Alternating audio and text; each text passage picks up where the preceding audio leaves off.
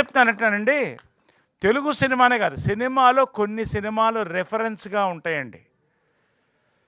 మీనా అంటే woman, cinema will change, woman will evolve, civilization will evolve, civilization evolve అంత కాలం woman evolve అవుతూనే ఉంటుందండి.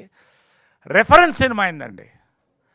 మళ్ళీ 55 ఏళ్ల తర్వాత మా ఇంటి బంగారం రెఫరెన్స్ సినిమా అవుతుందండి.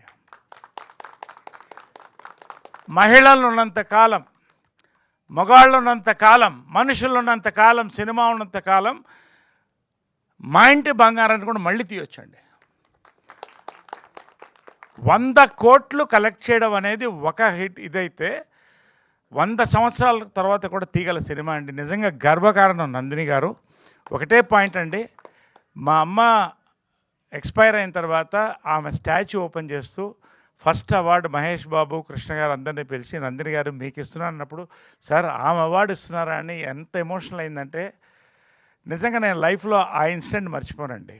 నేను ఎప్పుడు ఆమె చెప్తుంటాను, తెర మీద మీనింగ్ తెర వెనక అంటే డైరెక్టర్ మా అమ్మ తర్వాత అమ్మండి మీరు, తెలుగు సినిమాకి అమ్మ మీరు అని చెప్తుంటాను. నిజంగా మనస్ఫూర్తిగా అండి. రియల్ లైఫ్లో అమ్మ అని పిలిచేది ఇద్దరినే అండి, ముగ్గురిని యాక్చువల్గా. ఒకటి జంజాల గారి మిస్సెస్ అండి, మా అమ్మ తర్వాత అమ్మ అంటాను. రెండోది పవిత్ర, నందిని గారు, ముగ్గురిని అంటాను లైఫ్లో. అంటే 3 డిఫరెంట్ కోణాల్లో, బట్ నిజంగా అమ్మ తర్వాత అమ్మండి. మా గర్వకారణం నందిని గారు.